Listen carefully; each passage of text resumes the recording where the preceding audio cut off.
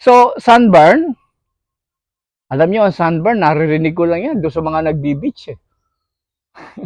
Hindi dito sa kakao. Ang kakao natin, pag healthy ang puno, hindi po masasunburn yan.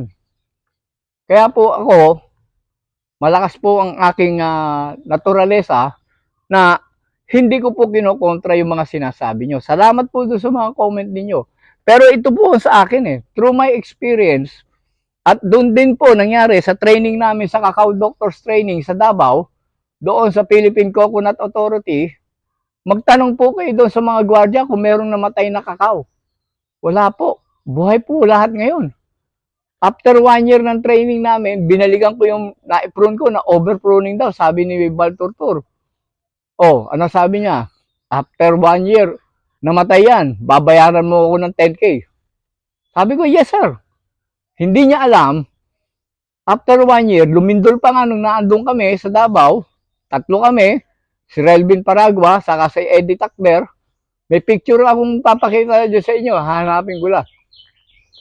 Naandun po kami after 1 year, pero iniwan ko po sila dahil pumunta ako doon sa na-prune ko na over-pruning daw, sabi ni Val Turtur. Si Val Turtur po ang presidente ng Philippine Cacao Council noong panahon na yon. At siya rin po yung instructor namin sa Sidami na nagturo po sa amin ng Cacao Doctors Training. So, wala pong mali akong nakikita at wala po akong sisisihin sa inyo na mali kayo. Wala po, hindi nyo po maririnig sa akin yan. Ang sa akin po, ito po yung katotohanan. Kasi, ginawa ko na po ito. 2017, May 22 hanggang May 27, 2017, nag-training po ako ng Cacao Doctors Training.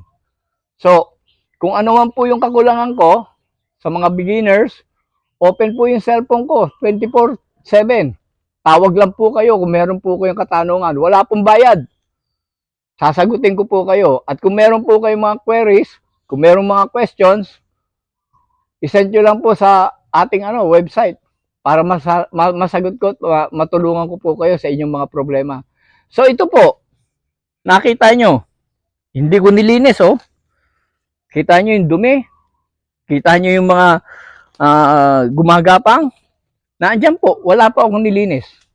So ngayon ko lang po lilinisin yan. Kaya po, maya-maya po, tutuloy po natin uli yung vlog natin. Medyo magre-recess po ako kasi lilinisin ko po uli. At makikita nyo po, ayan po yung Madre de Cacao, katabi po. Oh. Ang paalala ko lang sa mga beginners, meron tayong photosynthesis na tinatawag